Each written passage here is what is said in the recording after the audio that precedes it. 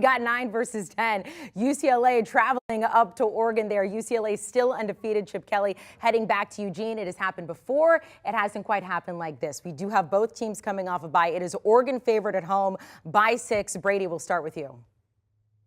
This is a tough one for me because it looks like a big number for two teams that look pretty evenly matched. And yeah, the storylines are going to be about Chip Kelly returning back to Eugene, but it's just a different Oregon team now.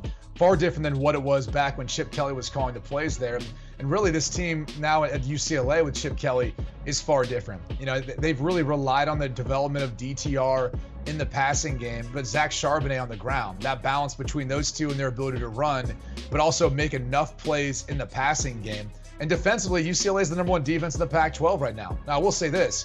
Oregon's much improved. Since that opening loss to Georgia where they gave up 571 yards and 49 points, they're actually only giving up a little over 330 yards a game. They would be the #1 defense in the Pac-12 if not for that first game of the season. And they're holding opponents about 25 points per game. So Oregon's defense has been much improved. The difference for me in this one, though, has been the development of Bo Nix. He's been much better this season since that opening game. 12 touchdown passes to 1 interception, but the biggest key is adding to that rushing attack. About 55 yards per game now. It's noticeable, and they have a stable of backs. When you look at that sophomore class and the way guys like Bucky Irving, Noah Whittington, Byron Cardwell might be back for this one. Sean Jones, one of their offensive linemen, he's trying to get back healthy too. So this all leads me to think that Oregon's really building towards something at this point, but huge implications for the Pac-12 and then really that championship game, given how they got rid of divisions there, Danny. But I'm going to lay the 6 points with Oregon. Yeah, I think this one could determine at least one of the teams who's going to be in the Pac-12 championship, and you might even see a rematch of these two teams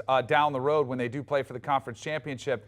I'm on the other side of this one, and it's really just a feel thing of who I kind of like better in the biggest test of the season. Like we saw Oregon get tested against Georgia and came up, massively short. And I think the UCLA win over Utah continues to get more impressive, especially when you consider what Utah did this past weekend against USC.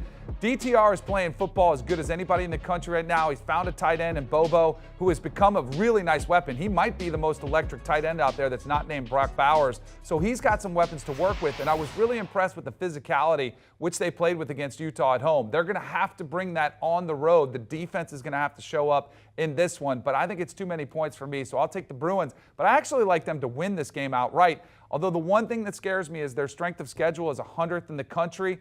They haven't been tested that much. They haven't been tested on the road. Their game against South Alabama, which they almost lost to that Sun Belt team, doesn't look quite as bad now. South Alabama's only a 1-loss team, but still, that one makes me a little bit nervous, but I'm going to trust the veteran play of DTR over Bo Nix.